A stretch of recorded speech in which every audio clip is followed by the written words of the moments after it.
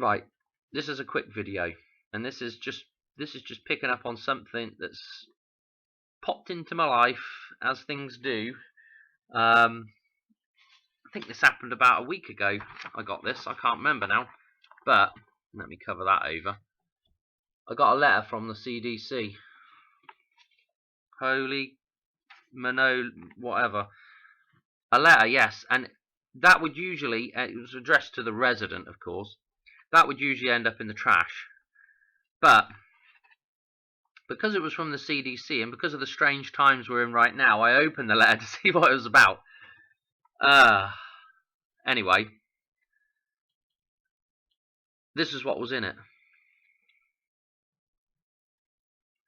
They're doing some kind of survey. Anyway, needless to say, this is the guilt trip to get you to answer the questions, but it was very interesting because this obscure note that some people don't even know is real. I watch a guy on another channel, and he tips quite often with $2 bills, and I know a lot of people do. My wife used to waitress, and she used to get occasional $2 bills. She's got a, 7 or 8 of them stashed somewhere, but she might have more than that. I don't know, but anyway, needless to say, there are people out there that don't know this is real. He made the comment that every once in a while I'll tip and they'll say, "Is this for real? This thing is this real money?" Right. Well, it's as real as it gets with the Federal Reserve. Let's put it that way. Now, what's interesting about this? Let's look at the reverse. Okay, I don't know if you can see that, but that is the signing of the Declaration of Independence. Okay, now my thought on this is they could have put one of these in that envelope and got the same response, pretty much the same level of response. This is a little bit more special because these are pretty rare. And what is odd about the $2 bill is you would think it would be fairly useful and in everyday circulation, because for example, I can't remember when they brought out the £2. Oh God, I'm getting me. The £2 piece.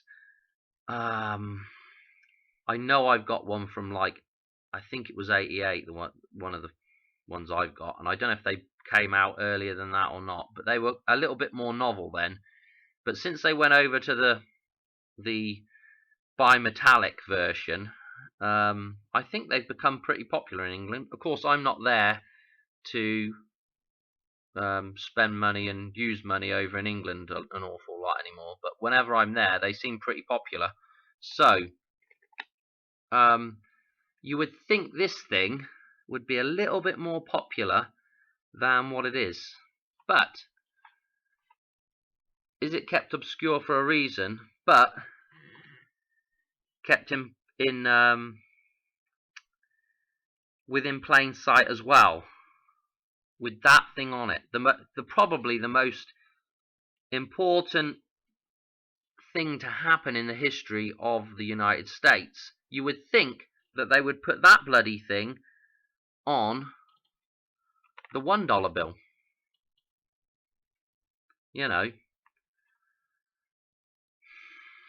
Anyway, this is what you get with the $1 bill. You get the pyramid of power, the man-made power structure. That's what I'm going with for this video. I know there's other meanings behind it, but that's the man-made power structure. That's what you get. This is probably the most common note, isn't it? So, do you want to buy into that idea? Or do you want to be the rare man, the oddity, and do you want to buy into that idea? Natural law. Okay? That's what that is. That declaration is the signing of a document that acknowledges natural law, about as plain and simply as you can acknowledge it. Okay? Now, whether the document itself is you know, it's just a document. You know, you don't need it to know there's natural law there, but for the layman that, you know, or for the guy that doesn't know any better, it's a pretty good starting point, I think. Anyway, I just thought it was interesting from the C. Do you see? Do you see? CDC. Okay. I know that's a bit of a stretch, but it's, you know, just all these little funny things, you know. Do you see? And they send you this through the mail. Do you see? Anyway, that's what comes to mind when you say.